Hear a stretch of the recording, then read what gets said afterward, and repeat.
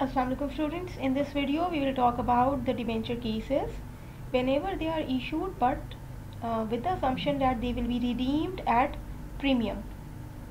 So let's begin.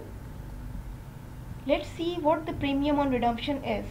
Whenever debentures are to be redeemed at a higher value than the value for which they are issued, we record the excess amount as premium. And how should this be recorded? It means the joint stock company is making a commitment at the time of issuance of debentures that they will be purchasing the same debentures back at a higher value for which they are issued. अगर joint stock company ने 100 rupees वाला debenture 100 rupees का issue किया है, 5 साल के लिए issue किया है, तो 5 साल के बाद जब कंपनी उसको रिटर्न करेगी तो 103 रुपीज़ पर करेगी.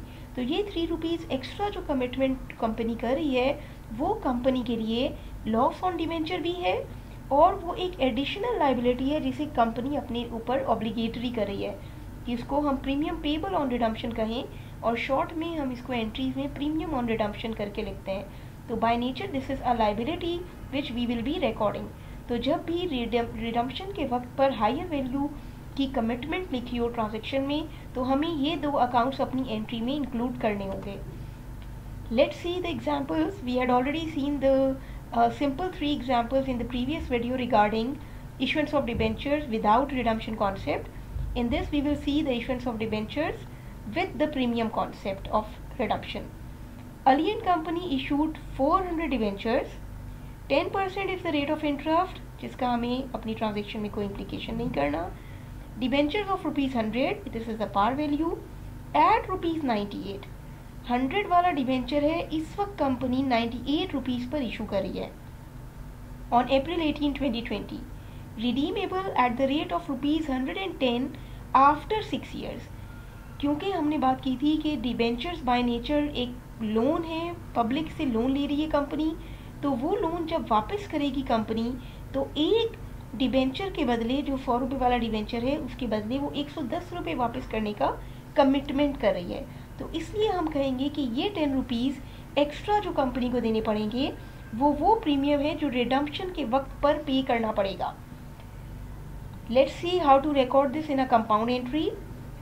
क्योंकि 100 रुपीज़ वाला डिबेंचर 98 का इशू हो रहा है तो issuance of debenture at discount की एंट्री तो बनेगी ही.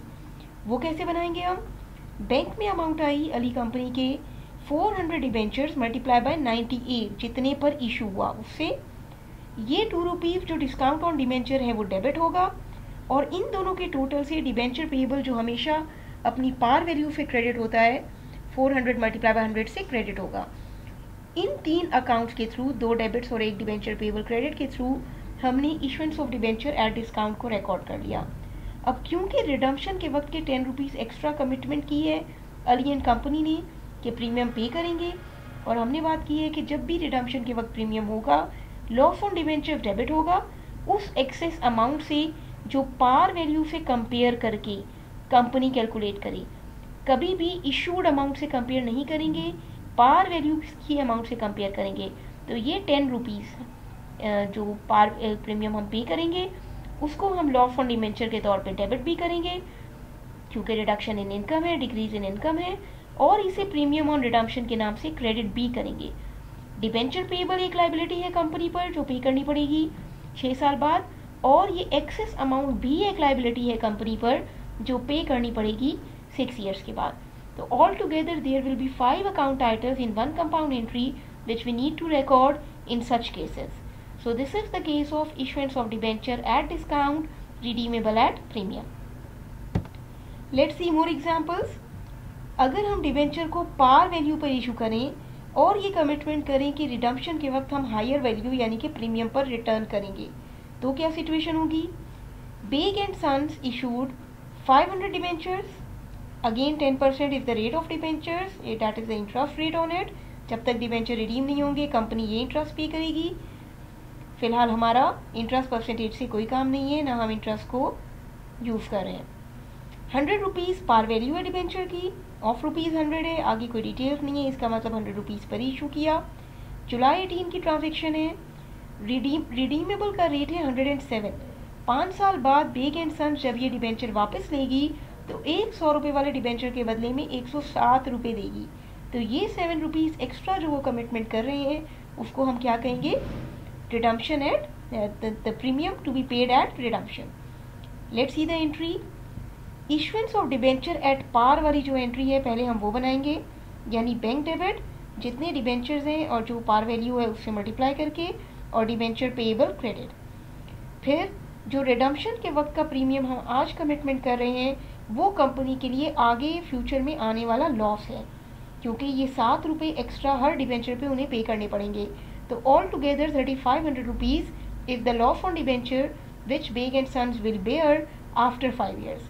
और इसी लॉस ऑन डिबेंचर को हम प्रीमियम ऑन रिडम्पशन भी कहेंगे, क्योंकि ये एक एडिशनल लाइबिलिटी है, हमें डिबेंचर पेएबल को भी पे करना पड़ेगा और उस पर एक्स्ट्रा प्रीमियम को भी पे करना पड़ेगा। तो ये दोनों अकाउंट्स जब भी रिडम्पशन के वक्त पे प्रीमियम होगा, लॉस ऑन डिबेंचर डेबिट और प्रीमियम ऑन रिडम्पशन क्रेडिट होगा, पार वैल्यू से कंपेयर करके अमाउंट कैलकुलेट करेंगे जितने भी नंबर ऑफ डिबेंचर्स हों। So this is how the compound entry for Baig and sons will be recorded.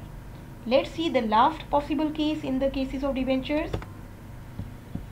If we are already issuing debentures at premium and further making a commitment to pay another premium at the time of redemption, what will be the situation?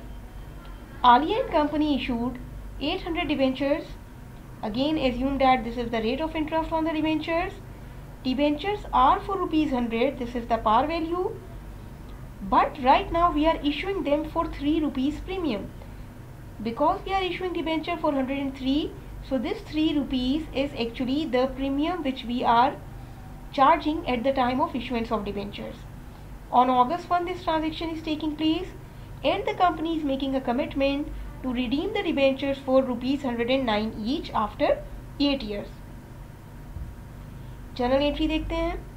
Issuance of debenture at premium वाली जो entry है जो हमने last video में discuss की थी वो तो इसमें बनेगी ही।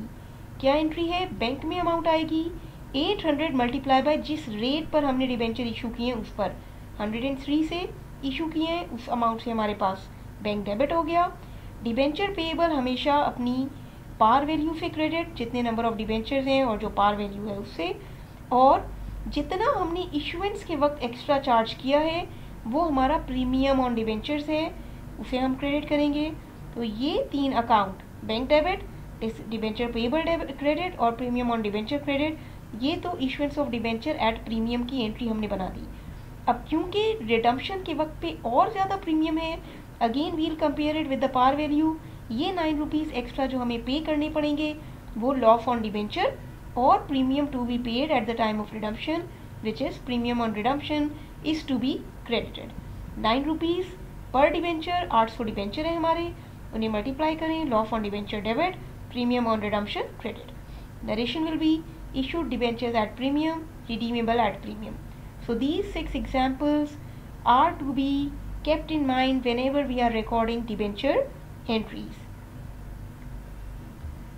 Subscribe the channel for more informative videos. Keep